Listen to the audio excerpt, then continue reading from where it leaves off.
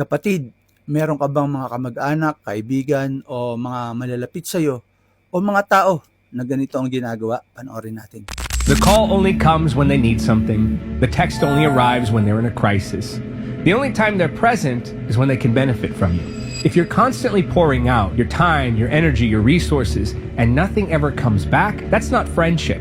That's manipulation. It's like pouring water into a cup with no bottom. No matter how much you give, it's never enough, and the Holy Spirit will gently remind you you're valuable. Your compassion is precious. Don't waste it on those who refuse to grow.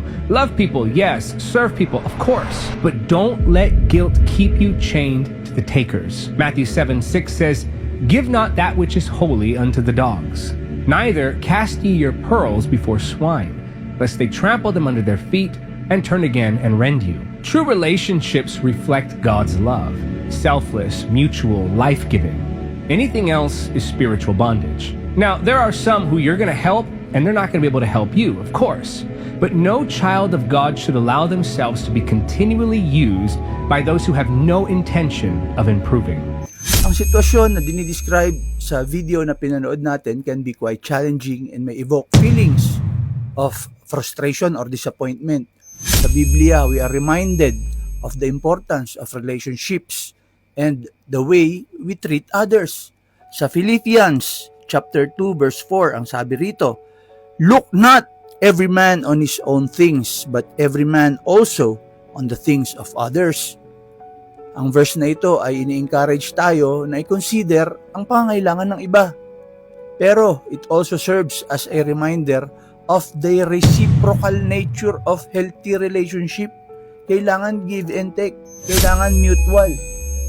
Additionally, sa Proverbs chapter 18 verse 24 sabi, "A man who has friends must himself be friendly, but there is a friend who sticks closer than a brother." Sa verse na ito, ina-highlight ang value ng true friendship that goes beyond mere convenience or need. Kapatid, if you find yourself in a situation where a friend na nagpapakita lang, nagpaparamdam lang, nariyan lang kapag may kailangan sa iyo, it may be helpful to communicate your feelings openly sa kanila. Compassionate dialogue can lead to a deeper understanding and potentially strengthen the relationship. Dahan-dahan lang na pag-uusap, malumanay. Remember that God calls us to love and support one another, but He also desires that our relationship be grounded in mutual care and respect. Oo, may mga tao na tutulungan natin pero hindi maibabalik ang tulong sa atin dahil wala silang kakayahan. Ngunit, iba naman kung ginagamit ka lang, minamanipulate ka lang dahil sila wala namang intensyon na mag-improve ang kanilang buhay.